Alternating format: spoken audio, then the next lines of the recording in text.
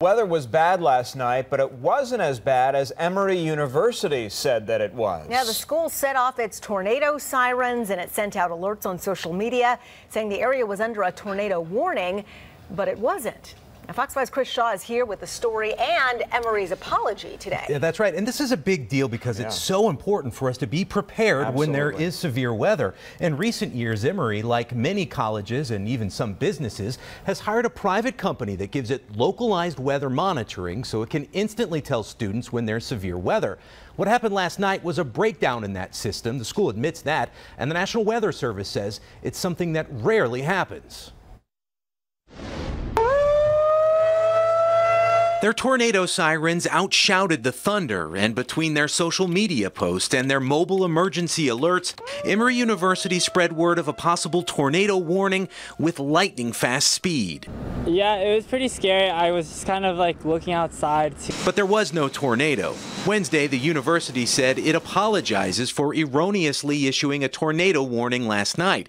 How this happened goes back to 2011. That's when Emory announced it would no longer rely on the National Weather Service.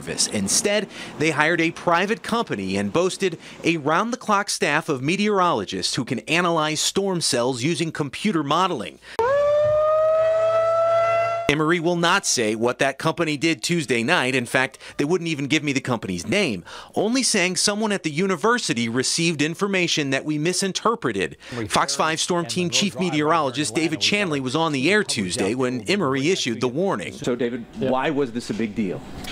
Well, I think it's because words mean something, and a tornado warning has a direct connotation that a tornado has been spotted by someone or by Doppler radar, and that means that people need to take shelter immediately. Meteorologists at the National Weather Service say they think they know what happened. Data coming in from one radar Tuesday night briefly appeared to show rotation. We see them. Sometimes they're real, sometimes they're not. But we'll go in and look with a trained eye. Somehow, the National Weather Service says only the data made its way to Emory's Emergency Services office, and no one with a trained eye looked at it, and that's what made the siren sound. Now, Emory would not answer questions about what happened last night, but in a statement did say the school will review its process. And one of the tweets Emory sent out about the tornado warning, it said, go to local TV or radio for more updates.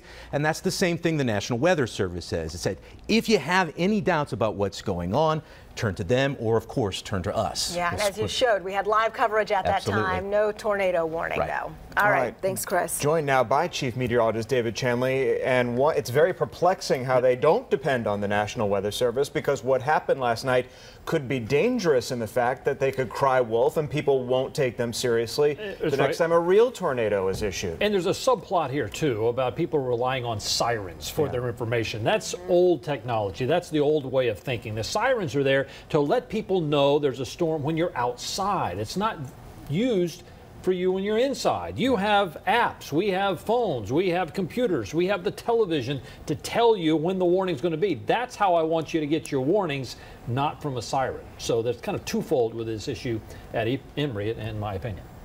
All right. So there you go. All right. No